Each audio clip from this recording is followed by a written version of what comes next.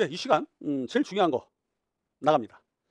자, 예술적 교과서 설계 아이즈너 이론이죠. 2026학년도 시험에서 이거보다 중요한 교과서 설계 모형 없습니다. 이게 왜 중요하냐면요.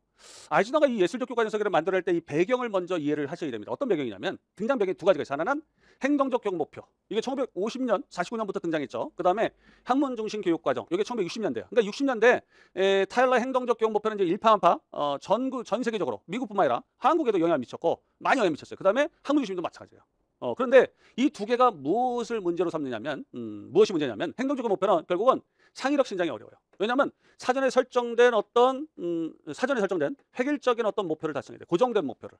그리고 이 학문중심 교과는 뭐냐면 과학이라든가 이런 쪽 지식 쪽으로만 이게 과학적 지식만 중시하기 때문에 인성함양에 지장을 가져와요. 그러니까 결국 창의력이라든가 인성함양이라는 목적으로 봤을 때는 이 두 가지 교육과정 또는 교육과정 모형은 유형은 독이 된다 이거죠. 그래서 이 사람이 이 두 가지 관점 때문에 나온 거예요. 즉 뭐냐면 하나는 타일러 함의적 교육과정 설계, 또 하나는 브루너의 학문중심 교육과정이 가지고 있는 단점. 이 타일러가 가지고 있는 이 어떤 행동적 교육 목표라는 거는 이 내적인 질적인 어떤 성장 발달도 볼 수 없을 뿐만 아니라 중요한 거는 사전에 설정된 목표만 달성이 되기 때문에 20세기 후반기에 거듭되는 어떤 퍼스트 모더니즘과 구성주의 이 어떤 심리학, 교사습 이런 연구 결과를 토대로 봤을 때는 이게 획일적 교육이다 이거죠.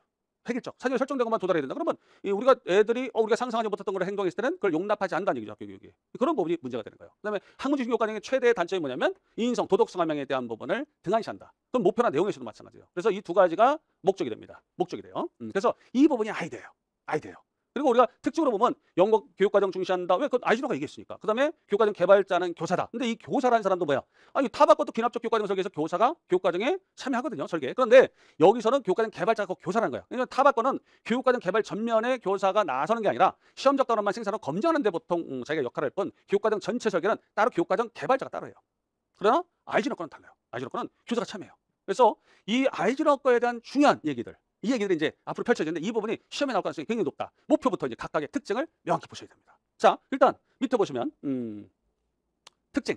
영교과정을 중시한다. 이건 뭐 우리가 아이즈너가 얘기했으니까. 자, 그 다음에 교육과정 개발자는 교사다. 타바랑 달라요. 그래서 아이즈너나 스킬백이라든가 이런 사람들은 교사가 교육과정 개발의 전체를 책임져야 된다고 생각했어요. 이게. 그 다음에 교사의 예술성, 교사 교육적 상상력을 가지고 학생들 이렇게 다양한 목표와 내용을 줘야 된다고 생각했고, 그 다음에 무제한적 설계라는 거는 이 타일러 타바처럼 말이죠. 교육과정이라는 게 불변해, 변하지 않는 목표, 내용, 평가 순이 아니라, 아니 목표 짜다가 내용으로 또 내용 가다가 목표를 다시 짤 수도 있고 그래서 이 단계가 차기가 정해진 게 아니라는 거지. 내가 순환적으로 할 수 있다. 그래서 수기나 순환을 통해서 내용을 선정하다가 목표가 이상하다. 목표를 다시 짤 수도 있다 이거죠. 또는 내용을 조직하다가도 선정이나 또는 목표로 다시 돌아갈 수 있다. 그래서 이걸 순환적 설계라고 해요. 순환적 설계. 그래서